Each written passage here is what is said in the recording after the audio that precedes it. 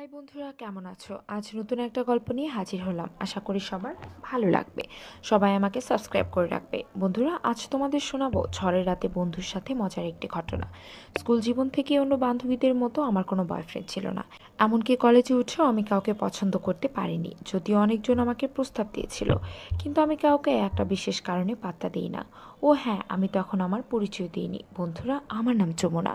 আমি যেমন পড়াশোনাতে ভালো, তেমনি দেখতেও অপরূপ সুন্দরী। একেবারে কামদেবী বলা চলে। আমি যতবারই কোনো ছেলের সামনে যাই, ঠিক ততবারই আমাকে ঘিরে তার ভাবনা জেগে ওঠে। আমার কথা মনে করে নিজের অজান্তেই ছেলে বুড়ো সবার হাত চলে যায়। তবে এখন পর্যন্ত আমি কারোর সাথে কোনো ধরনের খেলা খেলিনি। কিছুদিন পরে এক ঝড়ের রাতে আমি যেদিন প্রথম খেললাম, সেই কাহিনী আজ তোমাদের শোনাবো। আমি গিয়েছিলাম আমার মাসির বাড়ি বেড়াতে। বিশেষ কারণে ফিরতে কিছুটা রাত হয়ে গেল। রাধাপুরে আসতেই আমি ঝড়ের কবলে পড়লাম। প্রচণ্ড বৃষ্টি ও বজ্রপাতের আওয়াজে কোনো শব্দই ঠিক করে শোনা যায় না। এদিকে এই দুর্যোগের কারণে সবগুলো বাড়িতে ইলেকট্রিসিটিও চলে গেছে। এরকম আবহাওয়ায় মোমবাতি জ্বালিয়ে একা একা ভূতের মতো বসে থাকা ছাড়া উপায় থাকে না। কিন্তু এই দুর্যোগের মধ্যে অন্তত হঠাৎই একটা ডিং ডং শব্দ শুনতে পেল। তখন বুঝতে পারলো কেউ ডোরবেলটা বাজাচ্ছে।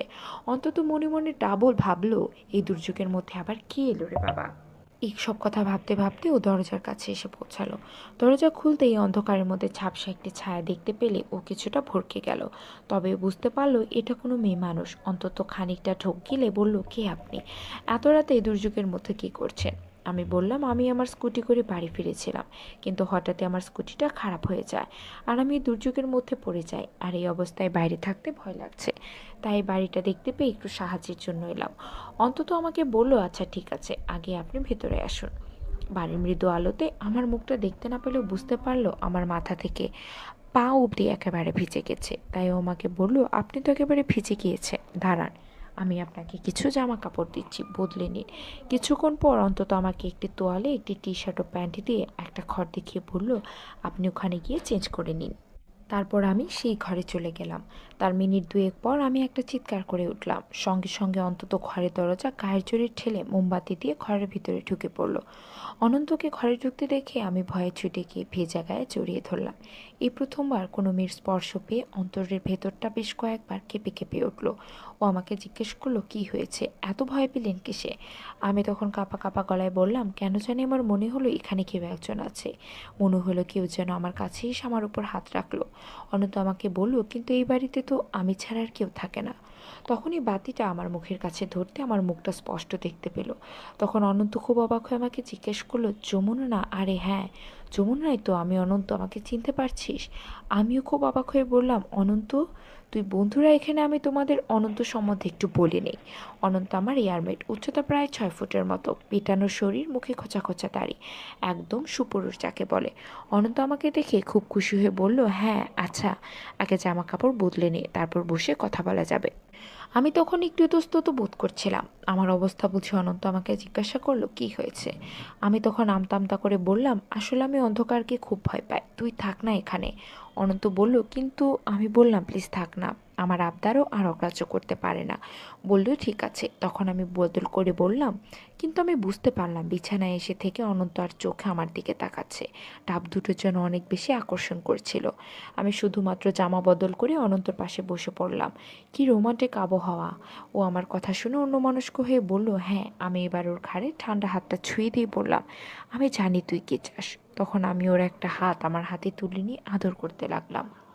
অনন্ত কিছুটা বিভ্রান্ত হয়ে আমাকে বলল, এই কি করছিস তুই? আমি ওকে বললাম, কি করছি সেটা তুমি ভালো করেই বুঝো।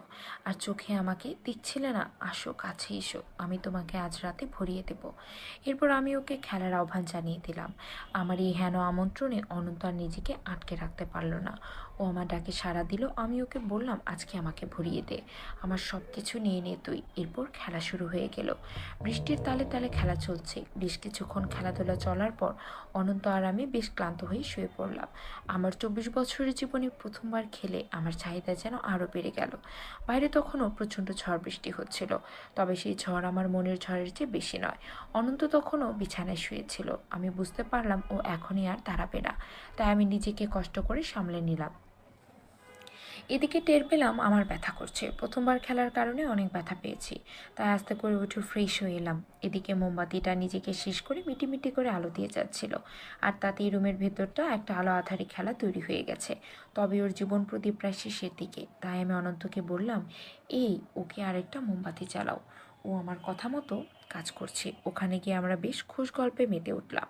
আমরা দুজন স্টাডি রুমে চলে গেলাম। গল্পের মাঝে অনন্ত আমাকে বলল, কী রে, তোর মনে আছে আমি তোকে অধরা কেঁদে প্রস্তাব দিয়েছিলাম?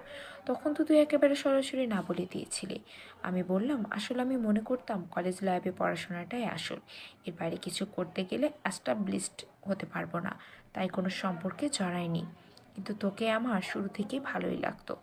অনন্ত তখন আমাকে জিজ্ঞেস করলো, আচ্ছা তুই যদি আমার বাসায় না আসি, অন্য কারো বাসায় ঢুকে পড়তি, তাহলে কি হতো?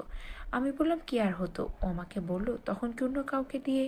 ওর কথা শুনে আমি ওকে একটা কিল মেরে বললাম, গাধা একটা, আমি কি অন্য সবার মতো? তুই মনে মনে চাইছিলি তাই দিলাম। আর শুনে রাখ, এটাই আমার প্রথম। অনন্ত আমার কথায় খুশি হয়ে বলল, যমুনা, আমারও এটাই প্রথম খেলা। এর আগে নিজে নিজে কাজ করেছি, কিন্তু আসল ফিল পাইনি। আমাদের কথা চলাকালীন সময় বাইরে একটা দমকা হওয়ার সাথে প্রচণ্ড শব্দে বজ্রপাত হলো, আর তাতে আমি ভয় পেয়ে অনন্তকে জড়িয়ে ধরলাম।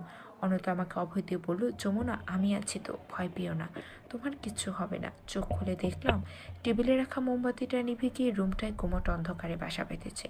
তখন অনন্ত আমাকে ধরেছিল। আমি ওকে বললাম, আমার খুব ভয় করছে অনন্ত, এভাবেই আমাকে ধরে থাকো। কিছুক্ষণের মধ্যে অনন্ত দাঁড়ালো। আমিও সুযোগ পেয়ে ওকে বললাম, আজ রাতটা এভাবে নষ্ট করো না অনন্ত, এসো আমরা দুজনে একাকার হয়ে যাই। বাইরে ঝড় কিছুটা কমে এলো, ভেতরে প্রচণ্ড ঝড় শুরু হলো। আমি তখন মনে মনে ভাবলাম, জীবন এস্টাবলিশড হতে হবে, এটা যেমন জরুরি, তেমনই জীবনে খেলার মজা নেওয়া অনেক জরুরি। আর এখন আমরা সেই মজা দেওয়া নেওয়ায় খেলায় ব্যস্ত আছি। মনে মনে চাইছি এই খেলা যেন অনন্তকাল ধরে চলে। বন্ধুরা, কেমন লাগলো আজকের গল্পটা কমেন্টে জানাও। এরকম আরও নতুন নতুন ভিডিও পেতে চ্যানেলটি সাবস্ক্রাইব করো।